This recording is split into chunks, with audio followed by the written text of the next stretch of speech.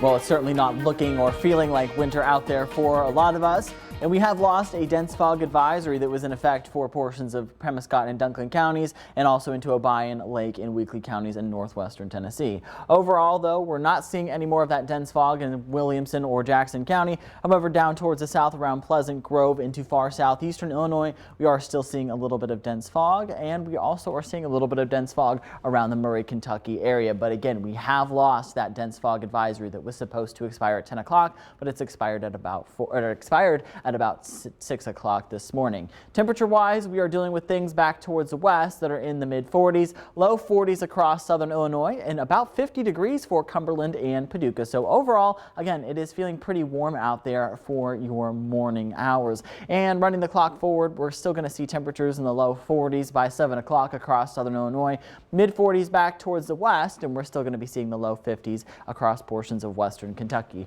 Highs today are likely going to be getting up into the mid-40s across a lot of our region, although we may make it to the lower 50s around Murray, Union City, and into Kennett, into portions of southeastern Missouri. And by the time we make it to 7 or 8 o'clock tonight, we're still going to be talking about temperatures that are going to be in the mid-40s. And that's because we're going to be seeing quite a bit of cloud cover across our region, which is kind of going to act as a blanket as we lose the daytime heating. Overall, we are tracking dry conditions despite the cloud cover, but that's before showers return to the region for your Saturday, especially in the afternoon and evening. And beyond that, we are tracking a dry pattern for the start of your work week.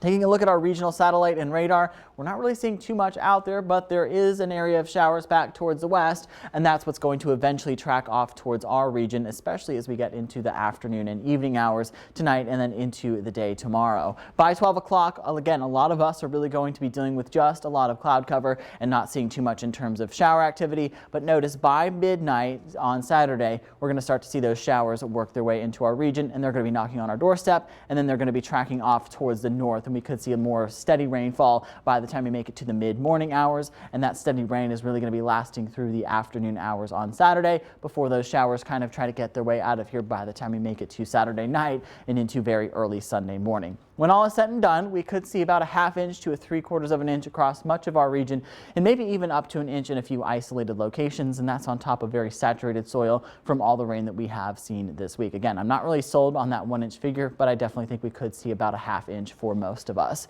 Temperatures to start the day tomorrow are going to be in the lower 40s, and we're really going to be hanging out in the low 40s for afternoon highs.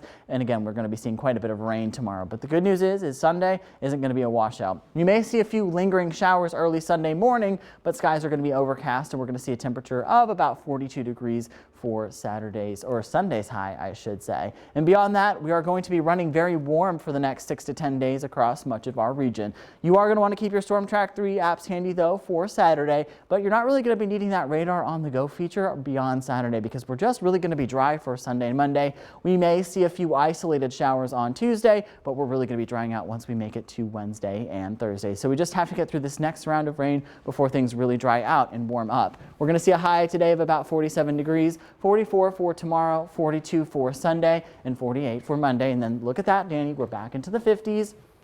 There is quite a bit of disagreement in the models for the few isolated showers on Tuesday, but overall things are just going to be running pretty warm and pretty sunny by the time we actually make it to Wednesday and Thursday. And of course we have that viewer photo of the day, and that is from Cape Girardeau, and it looks like that was a rainbow. Wow, that is pretty. It's really not super common that we see rainbows in the winter, but this obviously happened yesterday. It's beautiful. I just love how it split it is. You can see the rainbow like above on the left, and then that, you know, that the sky with the clouds on the right. Yes. I just love the shot selection and how it was framed. So good job over there, Mike and Pat. Yes, it's absolutely beautiful. Yeah, and also what's beautiful that it's a lot tamer weather-wise because we've been seeing those cold temps and then the wild weather. So I'm glad that it's stabilizing a little bit, kind of chilling out a bit. I think me and the rest of the Storm Track 3 team is a little bit ready for some calm weather next week, so that's good. You guys have been working hard. Thank you so much.